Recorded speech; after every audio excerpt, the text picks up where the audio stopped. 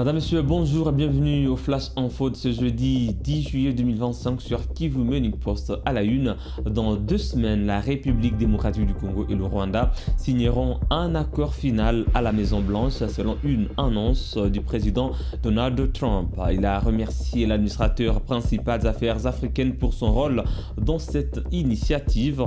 Les ministres des Affaires étrangères des deux pays seront présents lors de cette signature. Trump a qualifié cet accord de paix d'historique et a averti que des conséquences suivraient si l'un des signataires ne respectait pas les termes. Donald Trump a affirmé que les présidents Félix Tshisekedi et Paul Kagame seront à Washington pour formaliser cet engagement combien louable pour le peuple congolais. Jean-Marc Kabunda a rencontré une délégation de la SANCO et de l'ECC le 9 juillet 2025 à Kingabwa dans la ville de Kinshasa, capitale de la République démocratique du Congo. Ils ont discuté de l'initiative sur le pacte social et le bien vivre ensemble pour la paix.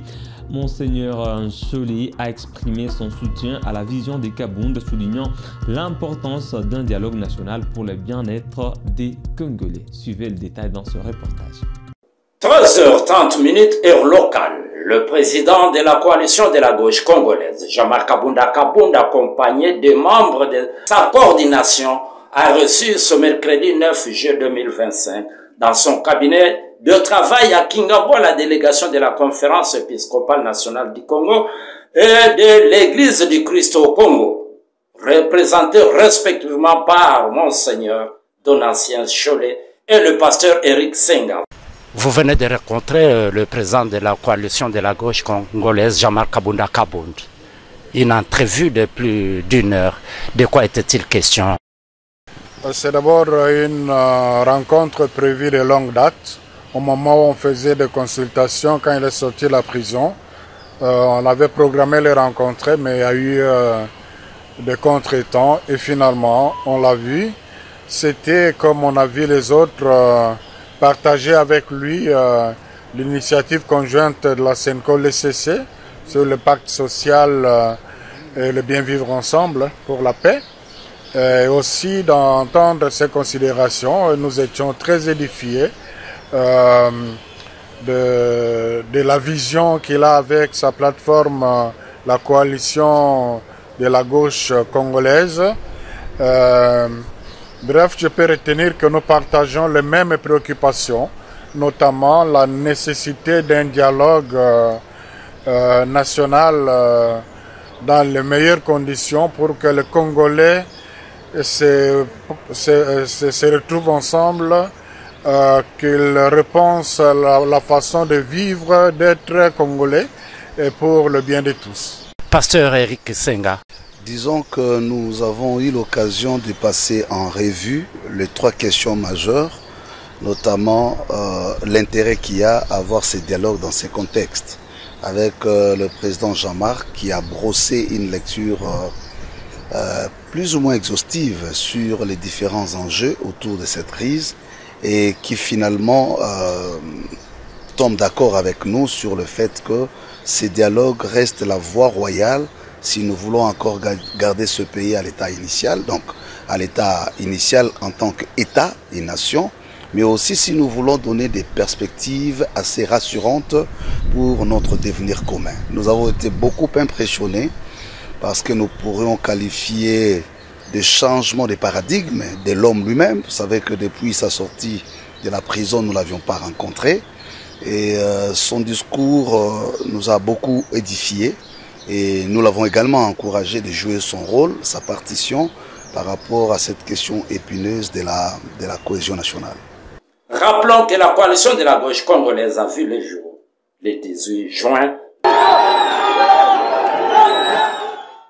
Le procès de l'ancien ministre de la Justice Constant Mutamba a été renvoyé au 23 juillet après son ouverture devant la Cour des cassations le 9 juillet 2025 à Kinshasa. Le porte-parole des avocats de la défense a affirmé qu'il s'agit bel et bien d'un procès politique. Maître Joël Kitenge critique l'absence de la société Zion Construction et se demande pourquoi le ministère public l'a écarté du dossier. Suivez-les dans cet extrait. Ce procès, il n'y a rien de droit. Tout est politique. Tout est politique. Lorsque, par exemple, vous êtes là, l'on vous parle d'un fonds destiné aux victimes. Entre-temps, on vous dit, c'est le ministère public qui parle, l'argent que la République démocratique du Congo aurait gagné au cours d'un procès contre l'Ouganda.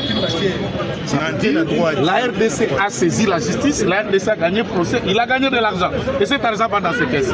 Vous avez une référence quand les victimes ont saisi la justice pour gagner de l'argent contre l'Ouganda. Quelle victime qui a saisi la justice? L'argent des victimes de la RDC. Nous avons combien de fonds ici? Fonarev, fonds pour la promotion de l'industrie, fonds pour la promotion culturelle, fonds pour la promotion d'entrepreneuriat des jeunes, fonds de tout ce que vous voulez. Et quand l'argent sort, vous pouvez aller dans la caisse de la République démocratique du Congo, vous me dites je vais soutirer $1000 de cobalt. Et vous trouverez là, on a écrit ces $1000, c'est pour le cobalt. Qu'est-ce qu'on raconte? Et demandez-leur l'argent que le gouvernement avait décidé de construire. La centrale hydroélectrique de la Tchop venait de quelle caisse? Par exemple, il vous dit qu'il fallait à première tranche donner $8 000 pour la caution, n'est-ce pas, de 30% avant que ces travaux commencent. Donc vous êtes dans un projet de 39 millions. Les 30% de 39 millions, c'est $8 000. Vous voulez croire à ça? Quand on vous dit que cette société, il dit, c'est lui-même le ministère public, en a qu'un seul personnel. En descendant, il dit non, il y en a deux. Il y a quoi? Il vous dit que c'est une société fictive. Mais il dit non, ils ont une adresse à cette société. Fictive, on doit se croire.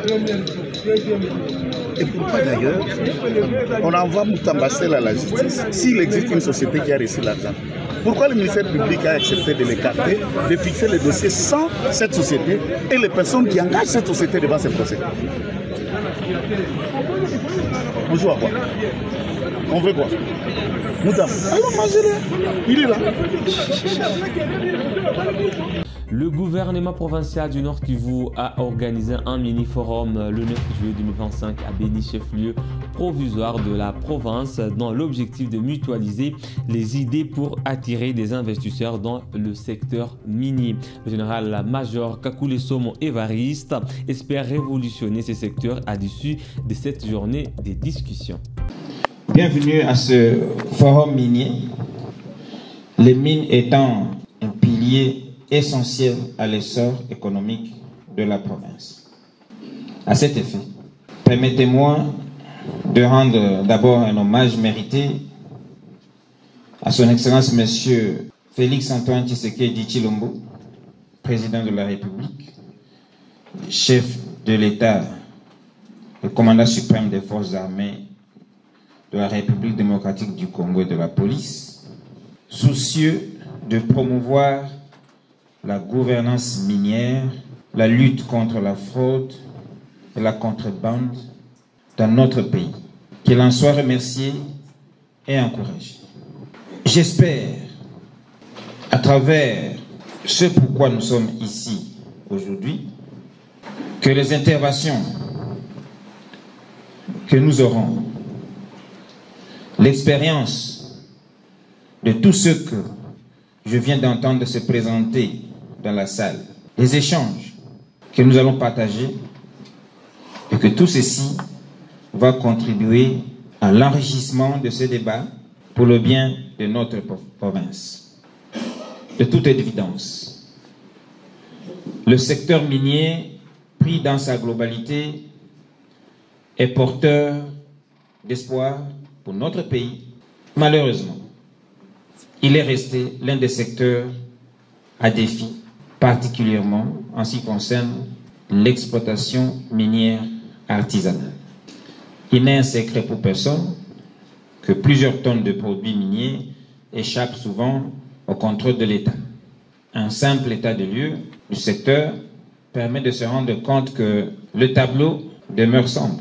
Le secteur minier artisanal congolais, de l'or par exemple, connaît à lui seul des challenges critiques parmi lesquels la fraude et la contrebande, l'absence de traçabilité, l'absence de la diligence sur les sites miniers artisanaux, la présence de flux financiers illicites, le dysfonctionnement des coopératives minières, le manque de raffineries ou d'unités de transformation de l'or, la non-application de certaines exigences du guide de l'OCDE sur le devoir de diligence raisonnable notamment,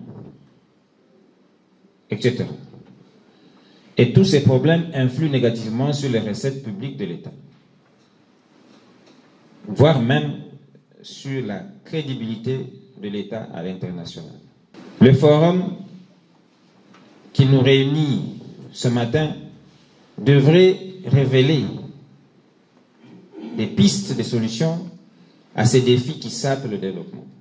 La problématique de la gouvernance du secteur minier en province suscite plusieurs interrogations. Quel est le potentiel minier de la province? Par exemple, qu'est-ce que nous voulons de nos minerais d'exploitation artisanale? Où va l'or exploité à Mangourujipa, à Etaïto, à Bandoulou, à Bunyateng, à Utunda, à Luberique, à Wassa, à Itebero et ailleurs? Même chose pour le diamant et d'autres matières. Quelles stratégies et mécanismes doit-on mettre en place pour améliorer la gouvernance du secteur minier? Et comment tous ces problèmes persistent alors qu'il existe des dispositions tant légales qu'organisationnelles pour les résoudre? Mais à côté de l'exploitation artisanale, quel est l'apport de l'exploitation industrielle en province? Devrions-nous encourager ce type d'exploitation aux côtés de l'exploitation artisanale, etc. Autant de questions que nous nous posons. Des cadres de concertation dans le secteur minier sont parmi les initiatives les plus pertinentes et font partie des mesures d'accompagnement relatives à l'approvisionnement responsable en minerais pour assurer un suivi régulier et un renforcement de la gouvernance du secteur minier artisanal. En province du Nord Kivu, des comités de suivi des activités minières ont été respectivement installés au chef-lieu de la province, dans les territoires, dans les entités territoriales décentralisées. Ces comités qui réunissent en leur sein les responsables des services des mines, la société civile, les opérateurs économiques du secteur minier, ont pour mission de discuter régulièrement de la conformité des activités minières, de proposer des solutions pour la bonne gouvernance du secteur, de veiller à l'application des dispositions et des engagements relatifs au manuel des procédures de traçabilité de nos produits miniers, de l'extraction jusqu'à l'exportation. La question qu'il faut se poser est de savoir si ces plateformes multi-acteurs remplissent correctement leur mission. Mesdames et messieurs, c'est pourquoi aujourd'hui, nous allons parler respectivement de l'état des lieux du secteur des mines en province Nord Kivu, de l'encadrement des exploitants miniers artisanaux, de la fraude et la contrebande minière, ainsi que de la traçabilité de l'or exploité artisanalement Nord Kivu, de l'industrialisation minière dans notre province, mais aussi de l'après-mine, la problématique d'exploitation et de gestion des matériaux de construction en ville de Butembo et en territoire de Beni et Lubero va aussi retenir notre attention. Et bien d'autres questions liées à ce secteur. À la lumière de ces thématiques, mesdames et messieurs, et de la qualité des intervenants, il y a lieu de gager que ces assises vont permettre, tant soit peu, de jeter les jalons qui devront concourir à relever les défis qui guettent le secteur minier dans notre province. Je souhaite donc plein succès à ce forum, tout en vous assurant l'engagement du gouvernement provincial à accompagner, encadrer et s'approprier les pertinentes résolutions qui seront formulées. Je vous remercie.